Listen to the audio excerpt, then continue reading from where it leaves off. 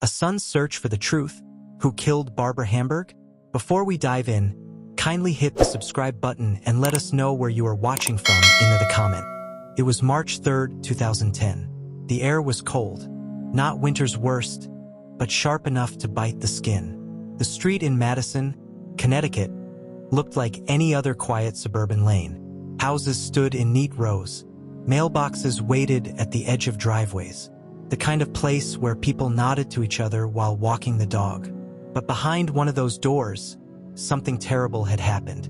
Barbara Hamburg was 48, a mother, a friend, a woman who loved to laugh. That morning, she was supposed to attend a court hearing.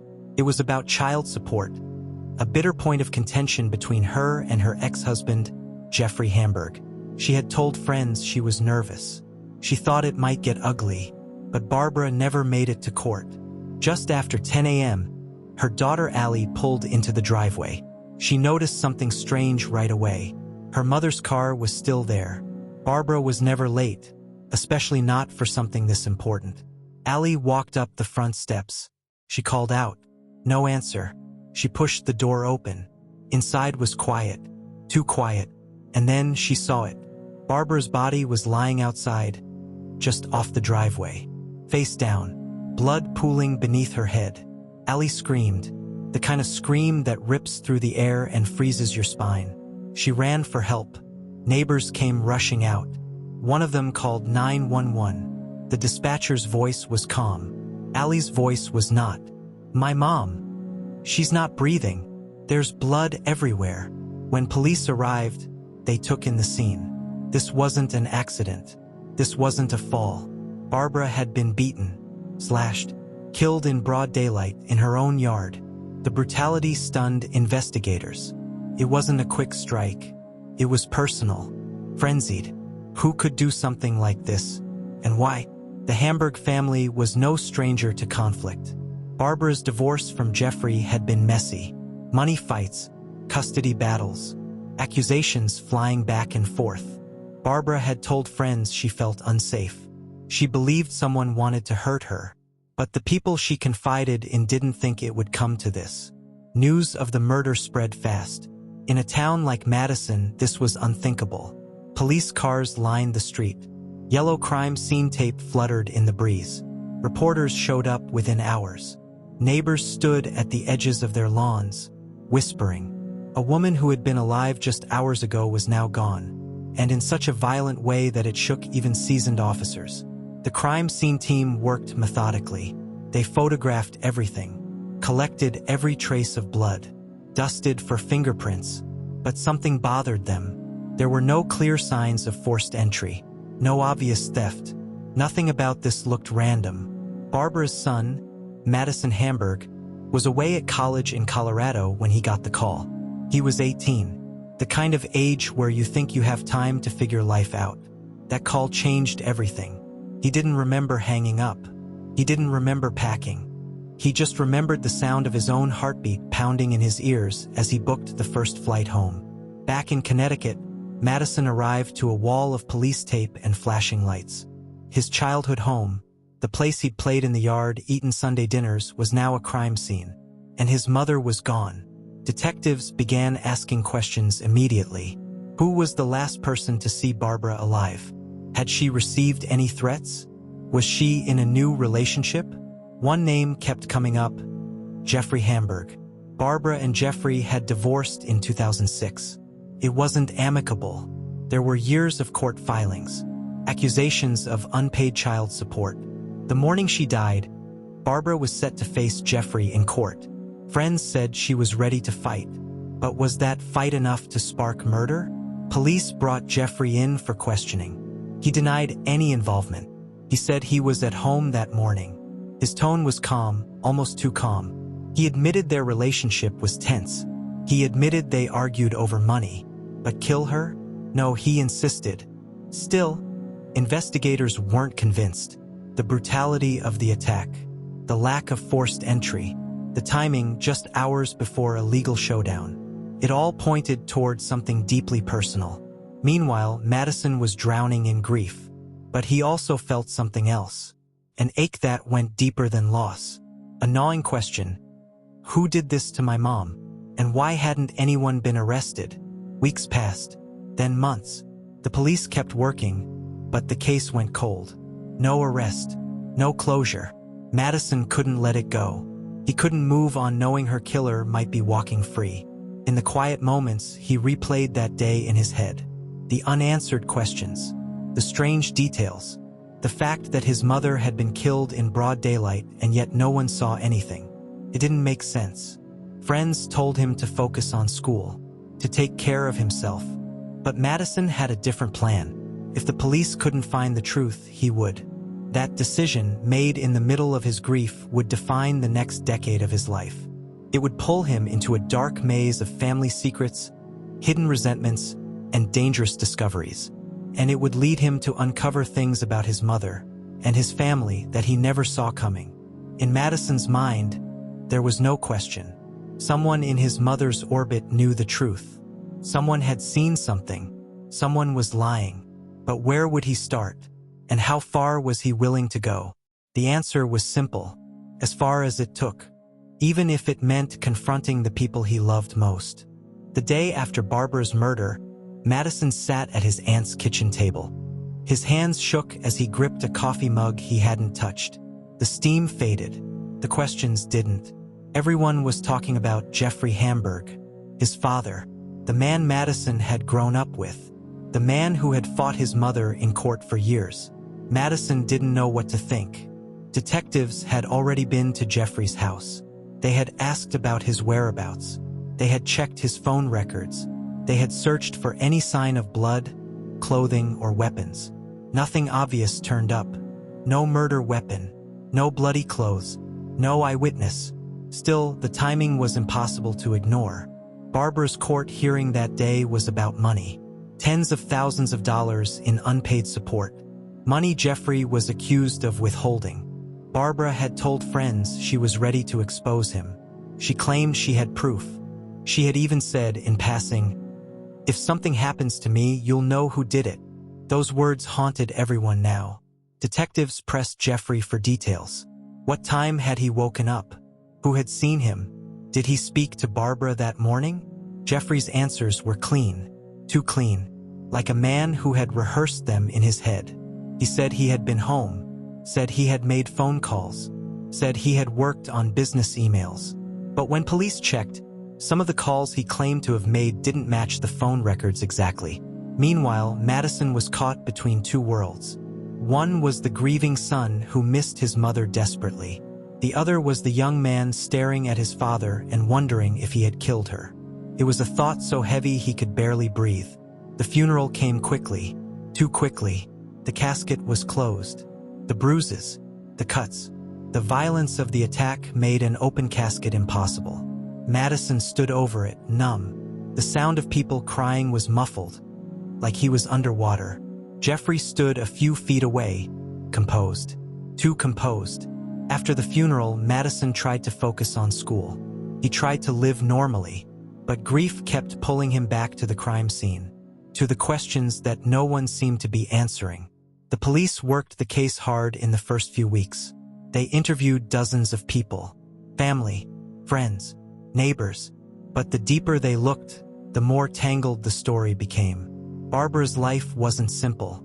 There were disputes over money, yes, but there were also strained friendships, romantic entanglements, people she had trusted and people she had cut off. The list of possible suspects grew. Still, Jeffrey stayed at the top. Investigators learned that just months before her death, Barbara had filed court motions accusing Jeffrey of contempt. She claimed he owed thousands. She had been pushing the court to force payment. The hearing on the morning she was killed might have been a turning point. Could have put Jeffrey in serious legal trouble. If that was true, then the motive was clear. But motive wasn't enough. The state needed proof, physical evidence, an eyewitness. They had neither. Madison couldn't shake his doubts. Sometimes, when he was with his father, he felt an almost normal sense of comfort. Other times, he caught himself watching him, studying his face, looking for cracks. The truth was, he didn't know what he believed. He only knew that his mother had been murdered, and someone was lying. Weeks turned into months. The investigation slowed. Reporters stopped calling every day. The headlines faded. But Madison's obsession only grew. One night, unable to sleep, he pulled out his laptop. He opened an old folder of family photos. There was his mother, laughing in the kitchen. There was Jeffrey holding him as a baby. They looked happy once. Normal. Madison closed the laptop. Nothing made sense anymore. By the 1-year mark, the police had no suspect in custody. The case was officially open, but there were no new leads. Madison started to realize something. If he wanted answers, he might have to find them himself. That year, he began filming. At first, it was just little clips, family gatherings, old home videos, interviews with relatives. But soon it turned into something bigger. He started recording conversations about his mother, about the day she died, about the people who might have wanted her gone. Some relatives were willing to talk. Others shut down instantly. Some even warned him to stop asking questions. That only made him push harder. He started digging into court records, bank statements, emails. He learned that his mother had been in financial trouble, that she had been borrowing money, that she had confided in a few people about being scared. But she never said exactly who she feared. The more Madison dug, the more secrets surfaced. Not just about his father, but about other people too. Friends, neighbors, even extended family. It seemed like everyone had something to hide. Detectives told him to be careful. They warned him that poking around could interfere with the case. But Madison couldn't stop. He wasn't just looking for facts anymore. He was looking for the truth, even if it was ugly. Late one night, he sat with an old friend of his mother's. The friend lowered her voice, said there were things Madison didn't know. Things about his father, about their fights. She didn't say much, but she said enough to plant a seed of doubt so deep that Madison barely slept for days. The truth was starting to feel dangerous, and Madison was about to find out just how dangerous it could be. For more chilling true crime stories, don't forget to like, comment, and subscribe to the channel. The spring air felt heavier that year. Not warm, not fresh, just heavy. Everywhere Madison went, the town seemed quieter, almost like it didn't want to talk about his mother anymore. But he couldn't stop talking about her. Madison's apartment had become a small investigation room. Piles of court papers covered his desk. Police reports stacked on the floor. A corkboard on the wall, littered with photos and sticky notes. There was a picture of Barbara smiling at a picnic.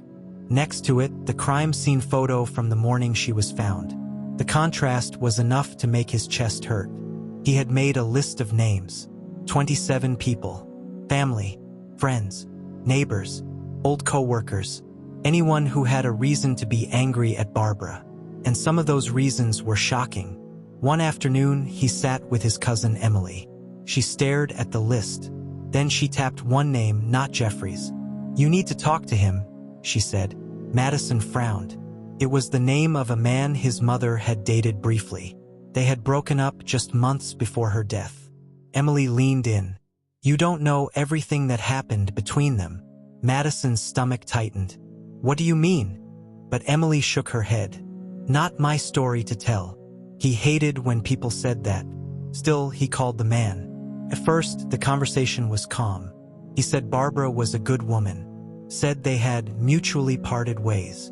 But when Madison asked if they had fought, his tone changed.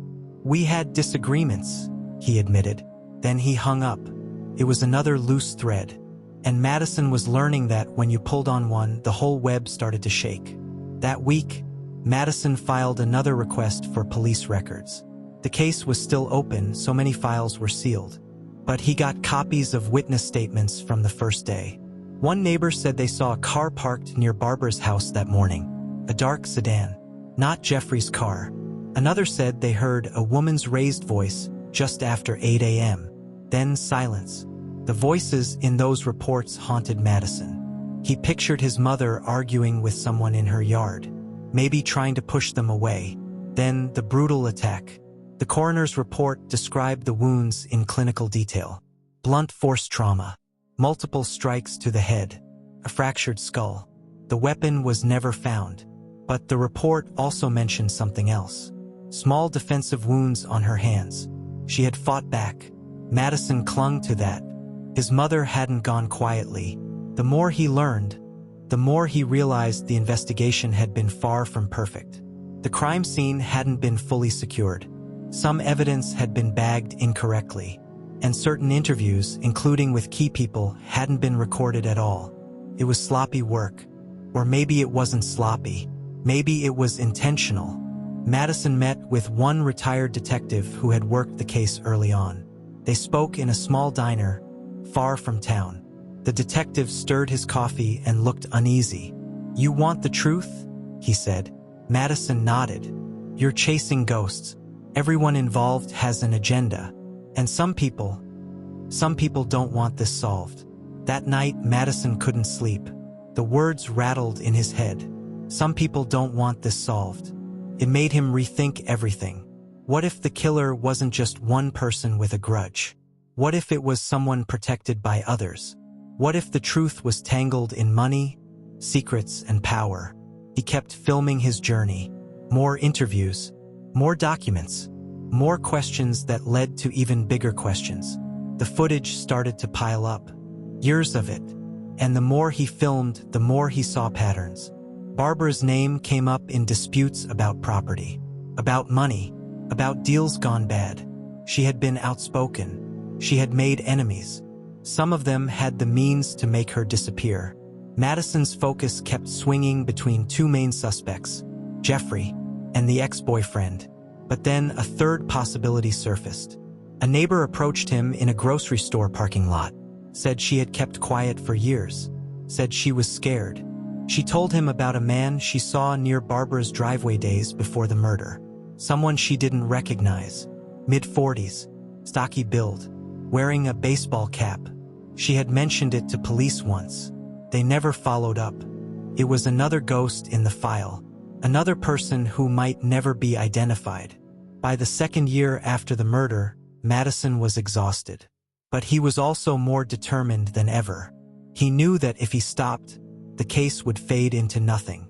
His mother's name would be another cold file in a dusty cabinet. He couldn't let that happen. One night, while reviewing footage, Madison paused on an interview with an old friend of his father's. The man had been vague during their talk. But Madison caught something in the way he hesitated when asked about March 3, 2010. It was small, barely noticeable, but it was there.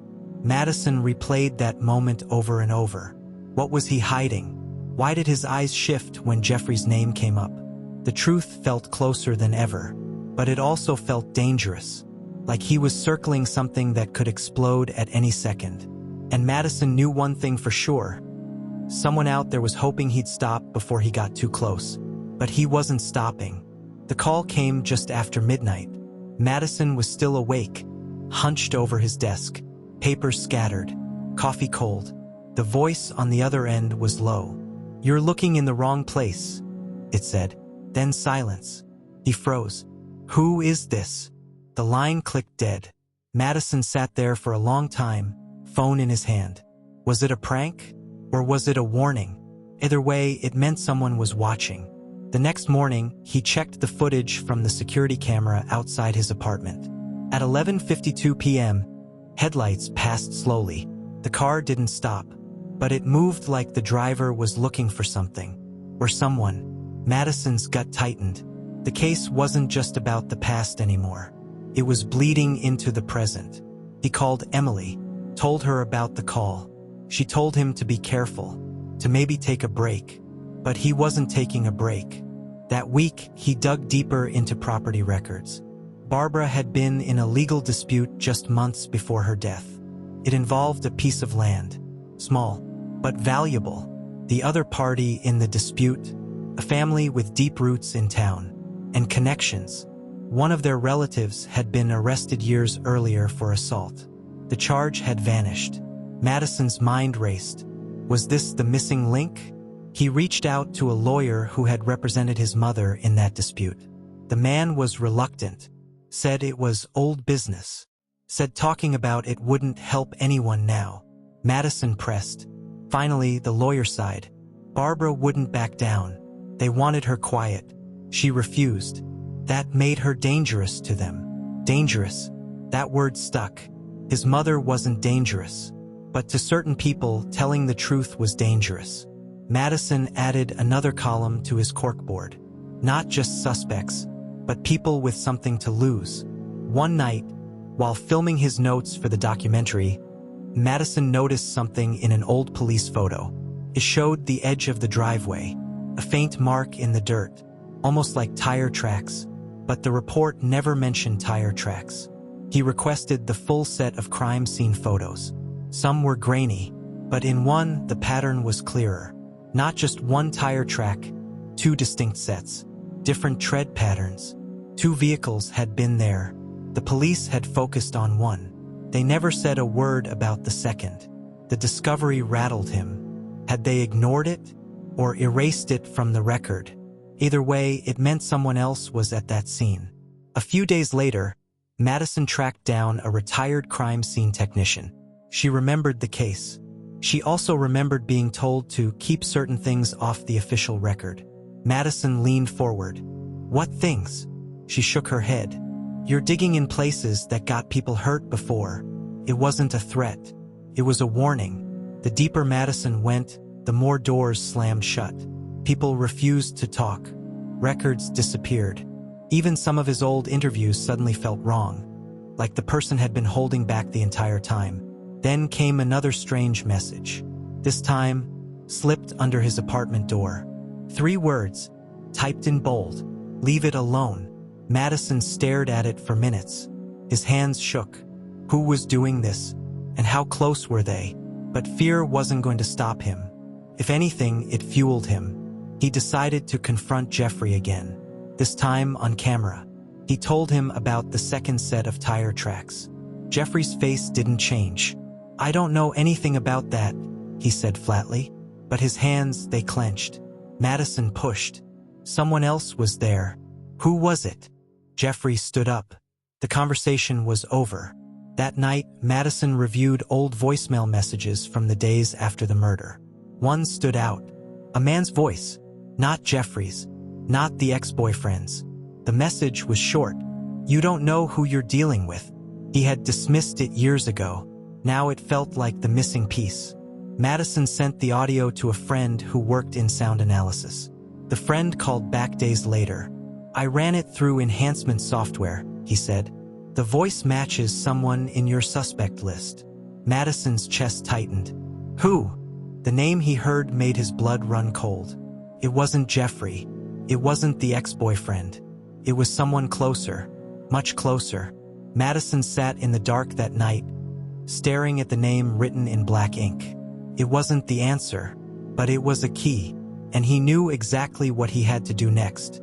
Madison stared at it. That single name, the one he never thought he'd see. It wasn't an enemy. It wasn't a stranger. It was someone from inside the circle.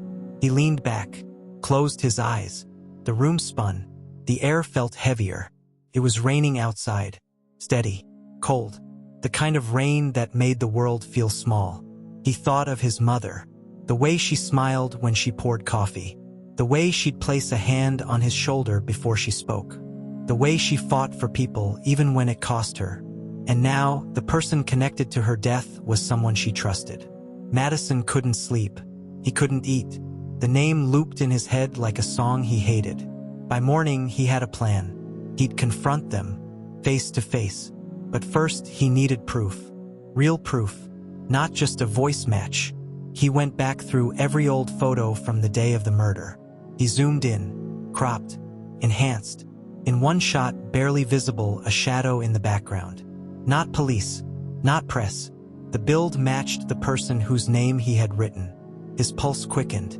It wasn't solid evidence, but it was enough to get answers. He reached out, asked them to meet, said it was to help finish the documentary. They agreed. The meeting spot was neutral, a diner just outside town. Small, quiet, the kind of place where the hum of a coffee machine fills the silence. When Madison walked in, they were already there, sitting in the corner, hands folded, eyes steady. He sat down. The air between them was heavy. I know you were there that day, he said quietly. No reaction. I know there were 2 cars. I know your voice is on that message. Still nothing. Finally, they leaned forward. You have no idea what you're playing with. Madison's chest tightened. Then tell me what I don't know. The person glanced around the diner, lowered their voice. It wasn't supposed to happen like that. The words sliced through him. What do you mean? She wasn't supposed to be home. Madison felt his throat close. She? Barbara, they whispered. He gripped the edge of the table. His nails dug into the wood. Who? The word barely came out. Who killed her? They looked him dead in the eyes and gave a name. It wasn't theirs, but it was someone tied to them, someone with more power than Madison realized. His heart pounded. The rain outside hit the windows harder. The diner felt smaller. Why? He asked. Because she wouldn't back off, they said. She was going to ruin everything. Madison's voice shook. She was my mother. They looked away. I know. The conversation ended there. They stood, left cash on the table, walked out into the rain. Madison sat there for a long time. His coffee had gone cold. His hands trembled. He had the truth now, but it wasn't enough for court. It was enough for him, but not enough for justice. And that's when it hit him. Maybe justice wasn't coming. He could release the documentary, tell the world, expose every name, every detail. But if he did, they would come for him. That night, Madison sat in his apartment with the lights off. The city was quiet, the kind of quiet that feels wrong. He replayed the voice recording again, over and over. The same line, you don't know who you're dealing with. Now, he did know, and that was the problem. He thought about his mother again, her laugh, her stubbornness, her belief that truth was worth fighting for. Was it worth dying for? The clock ticked past midnight. Madison opened his laptop. His finger hovered over the upload button. If he clicked it, the world would know. But so would the people who killed her. His hand shook. He closed his eyes. Then a sound. Outside. Footsteps. Slow. Deliberate. He froze. The footsteps stopped at his door. A shadow passed under the crack. Silence. Then, a single knock. Sharp. Loud. Madison's heart raced. He didn't move. Another knock. He reached for his phone. No signal. The knocking stopped. The shadow vanished. He waited. Minutes passed. The rain grew heavier. When he finally opened the door, there was nothing. Just a single envelope on the floor. Inside, a photo of him, taken that morning. No note. No explanation. Just a picture. Madison shut the door, locked it, sat in the dark. The choice was his. Stay silent and live, or speak out and risk everything. The cursor blinked on his screen. The upload button still waiting. He took a deep breath and clicked. For more chilling true crime stories, don't forget to like, comment, and subscribe to the channel.